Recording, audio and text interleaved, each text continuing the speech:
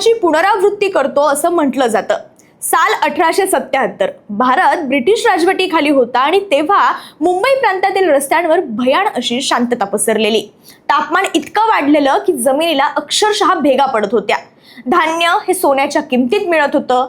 British लायब्ररीमध्ये जतन केलेल्या दुष्काळाच्या नोंदींमध्ये असं आढळून येतं की 1877 साली झालेल्या मृत्यूच्या संख्येने सगळे रेकॉर्ड्स मोडले होते।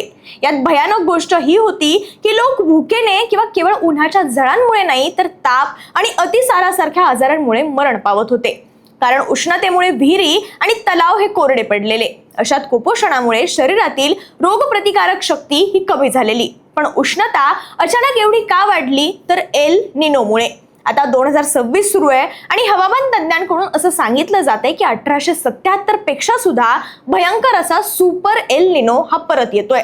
पण हे एल निनो म्हणजे आहे काय, यामुळे नेमकं काय घडतं आणि यावर काहीच उपाय नाहीये का, पाहूयात आजच्या व्ह्यूज रूम मध्ये। नमस्कार, मी शीतल आणि तुम्ही पाहताय ऑड इव्हन।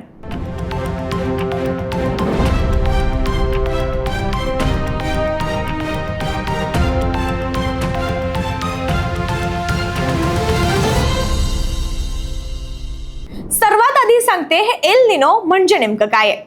सोप्या भाषेत सांगायचं तर एल निनो ही पॅसिफिक महासागरातील पाण्याच्या तापमानात होणारी नैसर्गिक मात्र असामान्य वाढ आहे, ज्यामध्ये पॅसिफिक महासागराच्या पृष्ठभागावरील पाणी हे नेहमीपेक्षा जास्त गरम होतं।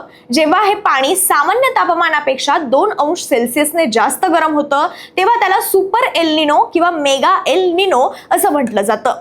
ही एक नैसर्गिक हवामान प्रक्रिया असून ती काही वर्षांच्या अंतराने दिसून येते। या घटनेचा परिणाम जगभरातील हवामान चक्रावर होतो आणि भारतातील मान्सूनवर देखील मोठा परिणाम होतो। पण सामान्य स्थितीत काय होतं तर सामान्य परिस्थितीत पॅसिफिक महासागरातील वारं हे पूर्वेकडून पश्चिमेकडे वाहतं। हे वारं उबदार पाण्याला इंडोनेशिया, ऑस्ट्रेलिया आणि आशियाच्या दिशेने पुढे ढकलतात। त्यामुळे त्या भागात ढगांची निर्मिती जास्त होते, पाऊस पडतो आणि वातावरणात ओलावा निर्माण होतो। याच हवामान चक्राचा फायदा भारतीय मान्सूनला सुद्धा होतो। त्यामुळे भारतात वेळेवर आणि चांगला पाऊस पडण्यास मदत होते। आणि एल निनोच्या काळात हे वारं काही वेळा उलट दिशेने वाहू लागतात, ज्यामुळे उबदार पाणी पश्चिमेकडे न जाता पॅसिफिक महासागराच्या मध्य आणि पूर्व भागात साचतं। त्यामुळे त्या भागातील समुद्राचं तापमान हे नेहमीपेक्षा जास्त वाढतं। त्यामुळे ढग, वारे आणि पाऊस यांचं चक्र हे विस्कळीत होतं। आता या सगळ्याचा भारतावर काय परिणाम होतो तर भारतीय मान्सून हा पॅसिफिक महासागरातील तापमान, वारे आणि दाबातील फरकांवर अवलंबून असतो। एल निनोमुळे पॅसिफिकमध्ये हवामानाचं संतुलन बदलतं आणि भारताकडे येणाऱ्या मान्सूनच्या वाऱ्यावर त्याचा परिणाम होतो। आणि या सगळ्यामुळे पावसाचं प्रमाण हे घटतं, मान्सून उशिरा येऊ शकतो किंवा काही भागात दुष्काळ सदृश परिस्थिती सुद्धा निर्माण होते।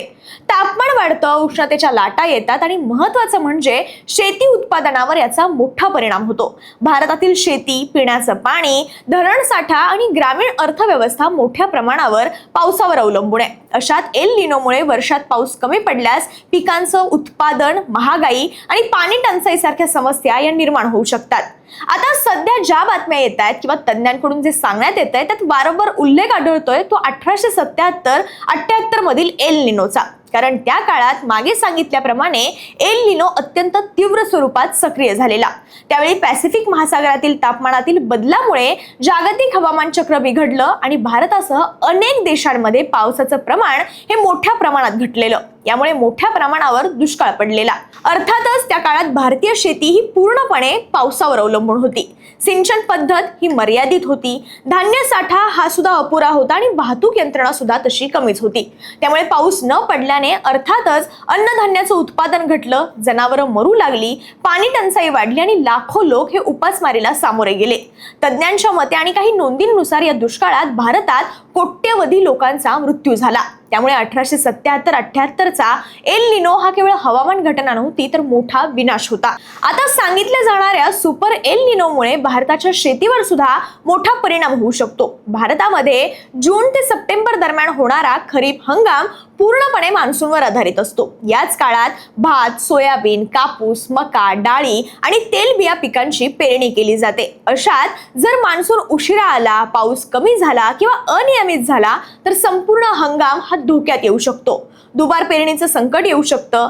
विशेषतः भात पिकाला पाण्याची जास्त गरज असल्यानं कमी पावसामुळे या पिकाचं नुकसान होऊ शकतं। शिवाय डाळीचं उत्पादन घटलं तर बाजारभाव वाढतात। मात्र संभाव्य दुष्काळ सदृश परिस्थिती आणि भविष्यात निर्माण होऊ शकणारी भीषण पाणी टंचाई लक्षात घेऊन महाराष्ट्र सरकारनं आतापासूनच खबरदारीची पावलं उचलायला सुरुवात केली आहे।